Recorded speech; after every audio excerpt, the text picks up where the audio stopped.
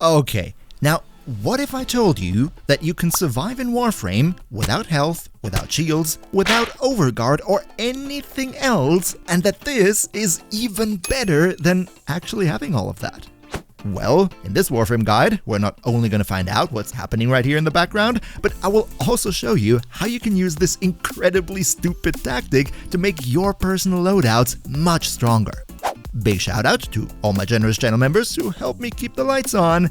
And now, let's jump right into it. See, in the past, I've talked a lot about all different kinds of survivability. You know, tanking, overguard, shield gating, and I still think all of them are very great and viable, but unfortunately they also all have their individual drawbacks. Shield gating, for example, is stressful to play, health and armor takes up a lot of mod space, and overguard, well, most frames can't even have it to begin with. So, wouldn't it be nice to have a tactic that can be integrated into almost any build out there that is super easy to set up and makes you even tankier than any of the other methods? Well, my friends, today we're going to talk about energy tanking. Let's go. Alright, so before we jump into what energy tanking even is in the first place, you gotta understand exactly how damage reduction in Warframe actually works. See, in Warframe there are various different sources of damage reduction. Armor would be a very prominent example, but you also know other mods like adaptation and so on and so forth. The most important thing to understand here is that pretty much any source of damage reduction in the game is multiplicative with any other source of damage reduction. If you have 100 health and no damage reduction whatsoever, then that means you can take 100 damage. If you have, let's say, a lot of armor that gives you 80% damage reduction, aka only 20% of the damage actually makes it through, then that means your 100 health now actually can take up to 500 damage. If we now add a second layer of damage reduction, for example, let's say we have 80% damage reduction through armor and 80% damage reduction through adaptation, then what happens is the armor only lets 20% of the damage through. And then that 20% damage gets reduced by the 80% of adaptation on top, meaning that only 4% of the initial damage actually make it through to your health. In other words, your 100 health actually turn into 2,000 effective hit points. And exactly this is the important thing that you need to understand. If after only 2 layers of damage reduction, we already cut down the percentage of damage that comes through by that much, that makes it pretty obvious that we can exploit the living heck out of this system if we manage to chain together more and more and more individual layers of damage reduction. Now, of course, armor and adaptation are very obvious, and you might wonder which other layers could we add on top of these two? And actually, there is quite a lot. Of course, armor and adaptation is the base of any sophisticated damage reduction build, but many Warframes out there also have skills that give them additional damage reduction. For example, Mesa has one that gives her up to 95% damage reduction on top of everything that comes before her. And even if your Warframe of choice doesn't have a damage reduction skill, you could always use Mirage's Eclipse from the Helmet to give you a nice 75% damage reduction. This works on any Warframe. But even though that is already a metric ton of damage reduction, that's still not it. For example, we do have a whole plethora of mods that give you damage reduction while you're in the air. Talking about Aviator, talking about Aerodynamic and all that good stuff, which also count as individual layers of damage reduction, meaning they also get multiplied into the entire chain. And then we have a whole nother set of mods that give you individual damage reduction to individual types of damage. And all of this damage reduction madness is exactly what makes energy tanking so powerful. So now, let's finally look into what energy tanking even is and how it exactly works. And just by the way, if you could maybe spare a like, that would be super amazing because it helps me big time with the YouTube algorithm, so cheers so much for your support. And now, let's get into it. Okay, what even is energy tanking? Basically, energy tanking all goes down to one single mod, and that would be quick thinking.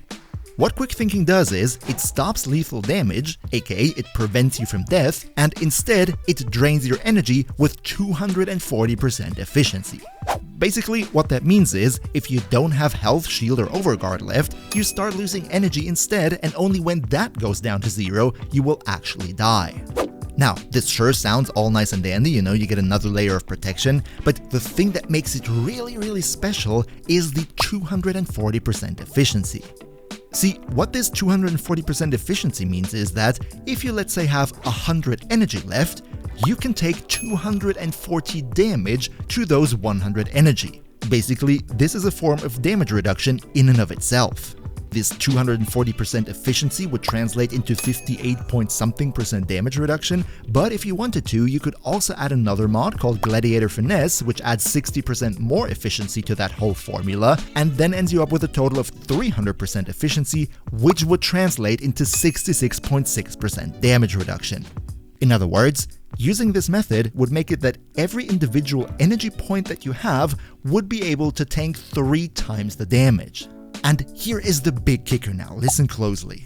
When your health runs out and quick thinking gets activated and you actually start losing your energy, right? Then not only will your energy have the 66.6% damage reduction that we just talked about, but it also factors in all other types of damage reduction that you've had before that. It takes the damage reduction from your armor, it takes your adaptation, it takes your skill, aka Mirage's Eclipse or whatever you have, it takes your aviator damage reduction from being in the air, it takes your additional damage reduction against elements, and then on top of that, it adds another 66.6% damage reduction from this efficiency thing from Quick Thinking and Gladiator Finesse.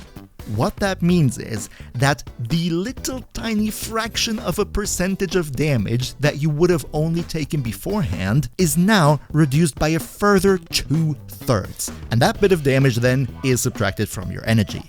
Just to make that very clear now, that means that from all the types of health bars that your Warframe can have, you know, overguard, shields, health, and so on, the energy bar is actually the one that can get the absolute most % of damage reduction out of all of them. And guess what, Captain Obvious? It's not like regaining energy is particularly difficult in the game now, is it? For example, you could just use your Xeneric Focus School to give you 5 energy regeneration per second without any cost at all. If you do that, and factor in all the damage reduction that you have, then the 5 energy per second that you regenerate through Xeneric can easily translate into tens of thousands of effective hit points that you're just constantly regenerating every second. Or you could do what pretty much everybody does and use Equilibrium. A lot of energy income there.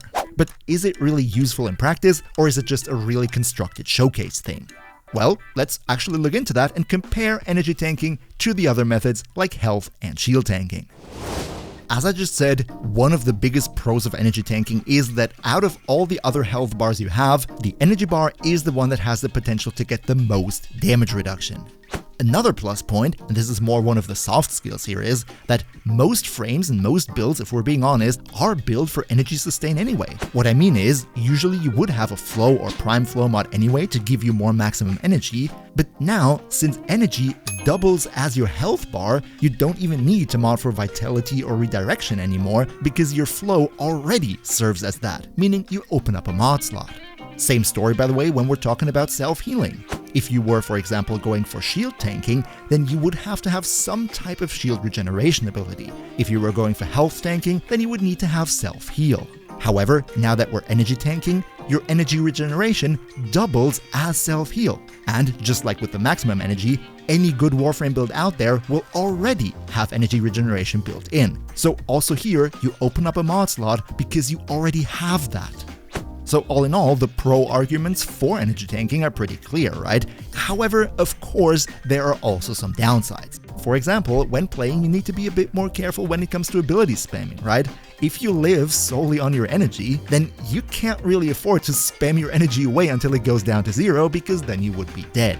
Then, of course, obviously, you will also be very weak against magnetic. So whenever one of those purple Eximus comes around the corner, you better take care of them quickly. And finally, if you happen to be a Hildren or a Lavos main, you unfortunately cannot use this entire system at all because Hildren and Lavos don't even have energy to begin with. However, it should be said that for a lot of mid-level Warframes that don't really excel in anything, they don't have enough shields to be a shield tanker, they don't have enough health or armor to be a health tanker, and shield gating also doesn't really work on them. For all of those Warframes, energy tanking is not only very viable, but might actually be the best choice out of all other methods of survivability. Just try it out yourself on your favorite Warframe. And to make that a little bit easier, I've prepared some very nice examples for you right here. Starting out with one type of frames that is very good with energy tanking, and that would be those who already have their own damage reduction skill in their own kit, for example Mesa, Citrine, or Gara. With those, you don't need to subsume Mirage's Eclipse to get the damage reduction from the skill portion, but you can still choose to do so anyway to give you another element of damage reduction in the entire chain, making them so tanky that pretty much nothing can kill you in the first place. Another type of frames that is very good with this would be those that have their own energy regeneration skill, because you don't have to mod for energy sustain, opening up more mod space, and it double serves as self-heal at the same time. Just as a very broken example, you could go for Grendel with Nourish, and then the 5 energy per second from Zenerig will turn into multiples of that. And that's all still just scratching the surface. In fact, I already have quite some broken ideas in mind that I want to try out in the upcoming weeks, so if you don't want to miss out on that day one, then you might want to consider maybe leaving the channel a sub. Welcome to the crew. And if you now want to know how to best keep up your energy at any given time, then don't miss this guide right here. Another big shout out to Niels V, Demon Lord Zell, Demon Emperor, Emperor Prime, Bland Waffle, Nost Linux Gaming, Lycan Shepherd, Turtle Pier, Shadow Soul, JPT Kochman, Pepperwolf, Ondakanio2, and all other generous channel members for your continuous support. We see each other, hopefully in the next one, and until then, as always, good loot.